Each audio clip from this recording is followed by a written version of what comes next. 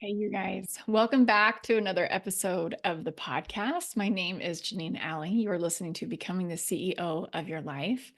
And today I'm going to be talking about how to use fitness and movement effectively to help you fire up and support the work that you have to do in the world. And I'm talking about all of the work that you are doing in the world.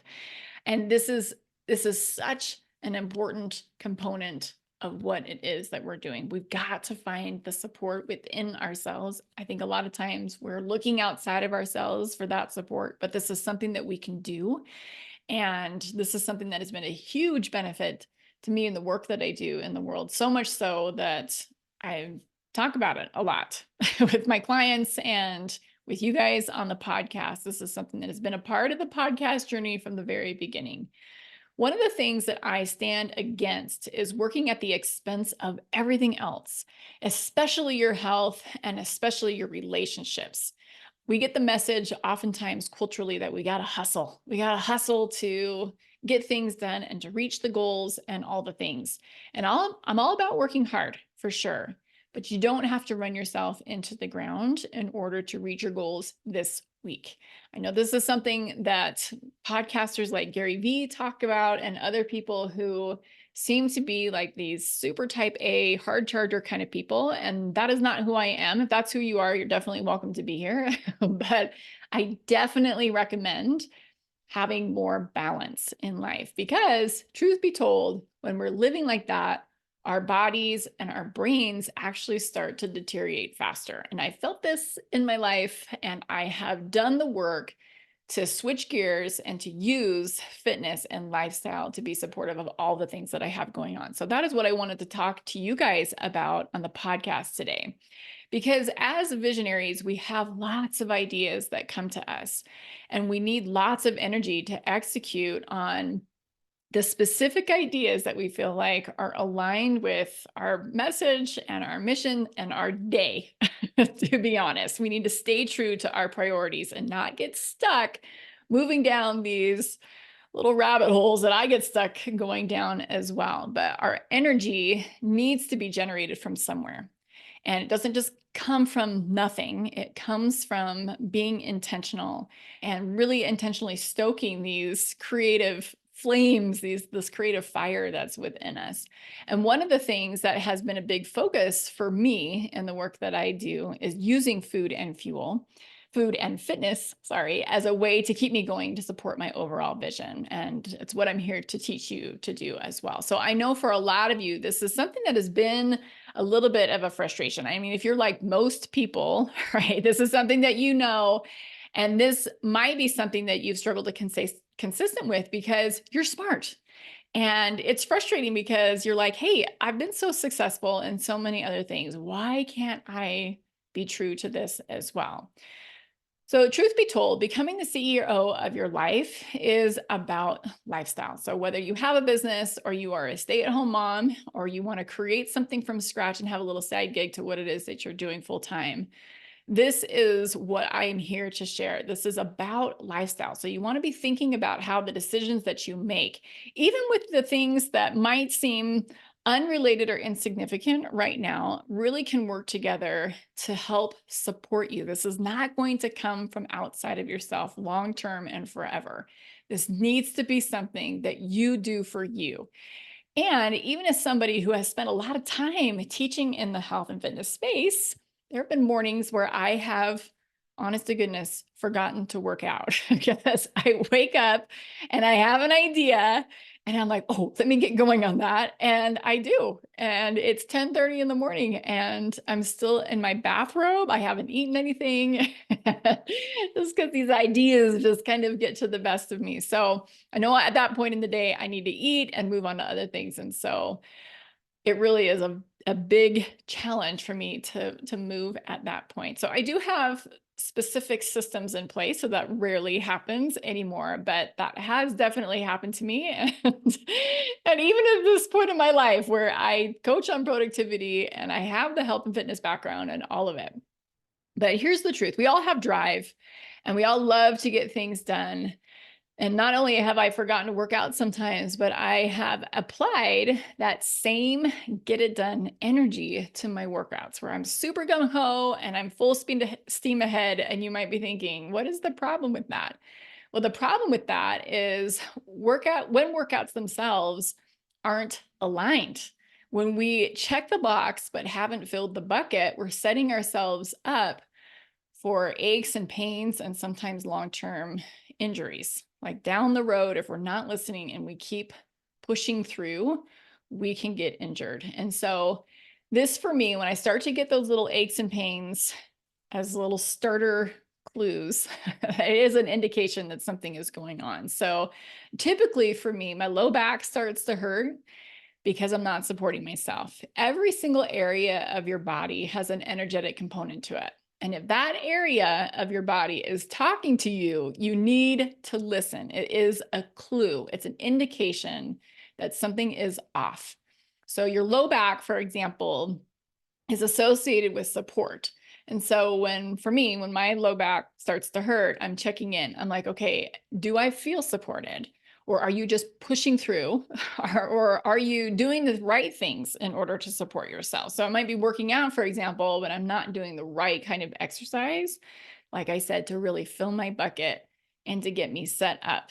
And this all depends on, this depends on so many things. It depends on what I have been doing. It might be a point where I need to physically switch things up. If I've been weightlifting and it's just too much for my body, I might need to switch to yoga, for example. It could have to do with seasons of the year or what emotions I am currently carrying and how I can use fitness to support and help me process those things all the way through. So let me give you an example of this in my own life. So recently I was weightlifting probably 4 days out of the week, and I was noticing that my back was really bothering me.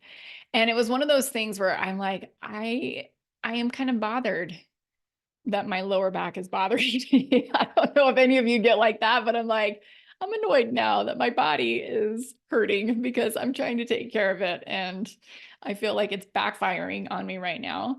But I needed to take a few weeks off. And so I just was asking myself, okay, what do I need? And I knew I needed the downtime and I knew I needed gentle movement. And so those were some of the things that I was doing. But this is hard as somebody who really likes to show up and break a sweat and really feel like I'm working hard. It's tough sometimes for us to dial things back or to switch gears. And I get it. If you're in that space, I totally understand. So I want you thinking today on the show, how do we use movement or fitness to support who we are in this moment, as well as what we want to accomplish? Do we need to rev things up? Do we need to take our foot off the gas and dial things back? These are things that you have the answers to and that you really need to listen to. You have to take that opportunity to really get quiet and listen and ask yourself, okay, what do I need? What do I really want to do? Or how could I make this fun? Sometimes we're just like in a lull, we just have kind of gotten our place where fitness feels like a slog, and we need to liven things up a little bit so that we really can bring the energy. You definitely do not want your fitness to be draining for you. Right? It's the same for everything. You don't want your food to be draining for you. You don't want your fitness to be draining for you. You don't want the activities during the day to be draining in a negative way, right? I know like putting podcast content together or creating content, it does take energy, and there is a little bit of a depletion maybe after those kinds of things, but it's what I want to do. And at the end of the day, it is what fires me up. You don't want to be doing things like email, right? That is something that totally zaps my energy, right? You want to be doing things that enliven you at the end of the day. So I have a few things to be thinking about today. The first one is I want you thinking about doing things that feel good. If you've listened to the last several episodes of the podcast, I'm talking like 10 or 15 episodes at this point. This is something that I have repeatedly said on the podcast because it's something I'm repeatedly thinking about all the time. What feels good? And I want you to worry less about fitness results for now. Okay, so you might be like, I want a six pack. Okay, listen, abs are going to come if you're consistent, but they won't come if you get injured or you're starting and stopping different things or you're getting back pain or whatever. The abs will take much longer and will be much harder to emerge, I guess. So what I want you thinking about is what is going to feel good. Focus more on doing what feels good and setting the time aside to get that done. You want to see movement, or I should say fitness, as more of a broad umbrella of movement. I think sometimes we get stuck in this and a narrow sense of what fitness is based off of past experiences or what we've seen. So movement can be a lot of different things.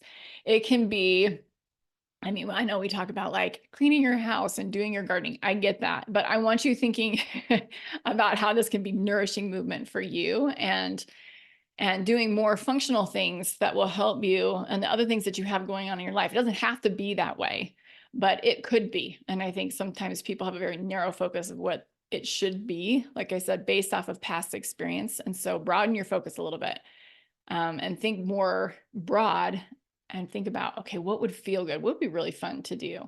And I know oftentimes CEOs are a little bit more like those hard chargers. They're the type A people, generally speaking. I don't identify that way, but I know sometimes a lot of you do.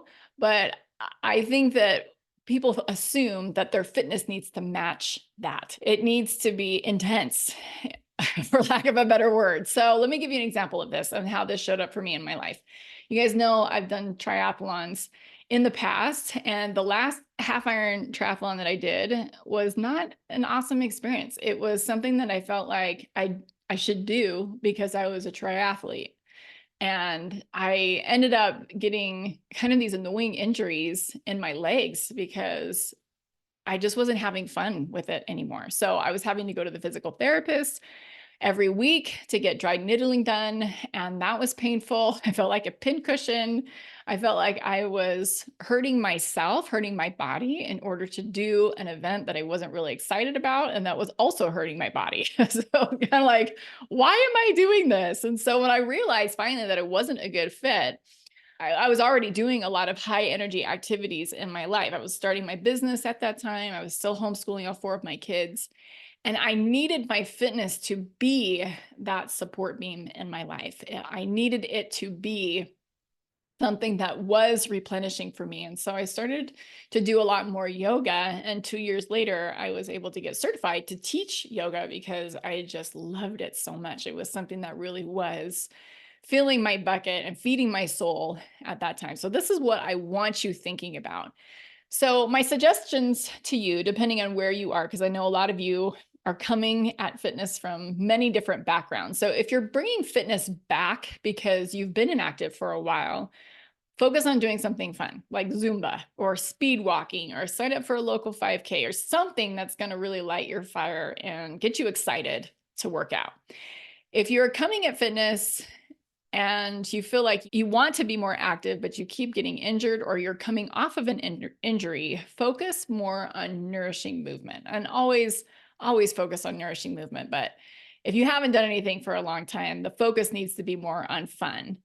But like I said, if you're injured, you might want to consider doing something that you've never done before. And it might need to be slow, like something like Tai Chi in this example, something that is you're going to be able to fill the space, the fitness block that you have on your calendar, but it can't be that pound anymore. If you're used to running or cycling and you're doing that repetitive movement that typically over time tends to lead to injury, not all the time, but a lot of the time for people, focus on doing something else that might be more slow, feet grounded, low impact, those kinds of things. Okay, the second tip that I have for you today is you need to check your ego. And I'm speaking from experience because this is something that has gotten in the way so many times. So I want you to just think about this. I want you to ask yourself, okay, what comes up for me when I ask myself these kinds of questions? Like, what do I need? Like, what do I really need? Not what do I want to do, but what do I really need? And when you're getting an answer from your gut about what you really need, and it might not be what you expected or maybe what you wanted to do, I want you thinking about what comes up for you. Usually there's a lot of resistance. And in that case, this is your ego getting in the way. So, for example, if you've been a runner in the past and now running hurts your body, or if you are trying to get shredded, you're trying to get ripped, and you keep getting injured, this is an indication that you are pushing through and you need to reevaluate. Or maybe you're getting hindered by an old injury, or you have an alignment issue. I know I have worked with people who, when they bend their knees or do a squat, their knees want to move inward. I'm showing you on the video. So if you're not watching this on YouTube, your knees go in instead of being right in alignment with your toes. Sometimes people pronate, sometimes their knees just go and their feet actually stay flat. Usually not. There's a little bit of pronation there. But in that case, you've got these tight adductors or the inside of your thighs that are pulling your knees in. You need to strengthen your outer legs, and that just takes some time. There might be some other things going on, but generally speaking, hopefully you get the idea of what I'm saying. So I get that as visionaries, we are the ones who are the movers and the shakers, right? We love a good challenge. So this idea of being more intuitive, maybe slowing things down, maybe doing Tai Chi. You might even be offended that I had the audacity to say something like that on the podcast. Maybe you're just feeling deflated. I want you to just check all of that emotion that's coming off. And I don't want you to write this off as a life sentence for yourself. When I had to dial back on my weightlifting, this was something that was coming up. I'm like, oh my gosh, what? I mean, I am in my mid 40s now, but who knows, I mean, who knows what the future entails? Maybe I won't be able to lift weights like I have in the past. And is that okay with me? Sometimes we think, am I never going to be able to do this activity again? Maybe, but you want to give yourself permission to not do this new shift forever and ever. If you love to run, and let's say running right now is causing you some aches and pains, it doesn't mean that running is not available to you for the rest of your life. So what you want to be clear on, okay, this is what I need right now. I do need to dial it back right now. And maybe not just physically, but maybe mentally and emotionally as well. So, like I said, when I had to stop weightlifting because of my back pain, I was really discouraged. And I had to kind of check in with Karen, my massage therapist, and she's 10 years older than me. And she did an ultra marathon last year. And one of the things that she said, and she's not an ultra marathoner, she just did it for fun. But one of the things that she told me was, you'll get back and you'll be stronger than ever before. Just not right now. Maybe not this year. And that's okay, but only if we listen. That is the key. We've got to listen. In order for us to be our strongest, we have to be listening. Dialing it back does not mean anything about your future. And it doesn't mean anything about you. It doesn't mean that you're weak. It doesn't mean that you're slow. It doesn't mean any of that stuff. It just means right now, this is what you need. So listen. When we're thinking about nourishing movement that's happening for us to support you and the work that we have to do in the world, it's beyond just checking the box. You want to be thinking about, this is a long-term game, right? It's not about how many fitness classes you can strategically squeeze in during the week. This is really important. I talk often on the podcast about being unwavering. So this is not about doing the same thing. Unwavering is not about doing the same thing day in and day out for the sake of just checking the box. The element of consistency here is important. There is this part of, okay, this is who I am. This is a habit I love, and I'm going to consistently show up in order to support me. And so the questions that need to be asked are, what do you need? And you don't want to just be consistent at the expense of your body or at the expense of your mind. So you want to hold the time on your calendar and listen and change what you're doing if necessary. You might have the words go for a run on your calendar and your body feels tight, and going for a run doesn't feel like the right move for the day. And you might feel like, okay, doing a yoga class is going to be better. You can make the change at that point. You've got to listen. Don't just plow through because that's what you had scheduled or planned. Okay, so the next piece is slow and steady really does win the race. And the next race and the next race and the next race. So I have been guilty of this so many times. I want to either up my fitness game or get back into something that I've taken a break from in the past, like my handstand practice, for example. And I think that I should just be able to kick up and hold a handstand that I haven't practiced for months. My back and shoulders are like, hey, what are we doing right now? Okay. So instead of warming up and progressing and using props or using chairs to help support my feet while I'm upside down, like all of these things, we do this to different degrees. Maybe not handstands, but I'm thinking like I used to do this with running all the time. I ran in high school. So in college, I hadn't done anything for 6 months. And I'm like, I'm going for a run. Instead of just taking like 10 or 15 minutes to go for a run, I'd go out there and just, 45 minutes, 60 minutes of a run, and I wouldn't be able to walk for 2 weeks, right? So if you've lifted weights in the past or you've done yoga before and you want to get back into it, you you want to avoid the temptation to grab the weights that you remember lifting in the past. So let's say if you had been able to bicep curl 15 pounds, for example, and you're just like, all right, yeah, I can still do this. You're either not going to be able to move for 2 weeks, or you're going to have an early exit due to an injury, or you're going to get sidelined for one reason or another. Okay, so I want you to start light. I want you to lift light. I want you to shorten the duration or the length of a session that you're doing. Start with 5 minutes if you need to, and then get back into a class. If it was something that you love to do, if it's a 60-minute class, just let the teacher know, hey, I'm going to be taking frequent breaks here. And so don't mind me. I'm just going to be doing my own thing. I love that when people tell me that in my yoga classes. I'm just getting back into this. And so I'm just going to take a child's pose whenever I need to. And that is totally fine. So I want you to expect a learning curve when you're getting back into it. Even if you've done something before, your muscles need to readjust, and you mentally have to readjust to what your body is able to do today. Okay. All right, you guys, that is what I have for you today. If this was a helpful episode of the podcast, I would love it if you were able to rate and review the podcast and share it with a friend. And also, if you have not booked your Unwavering Woman assessment with me, you can go to JanineAlley.com/CEO. This is such a fun call. It's just 15 minutes, you and me, and I will help you to assess what you need to do. You're going to be able to walk away with next steps, action steps that you can take today to become more unwavering in your life, having that unwavering conviction in the things that you want to do in your life.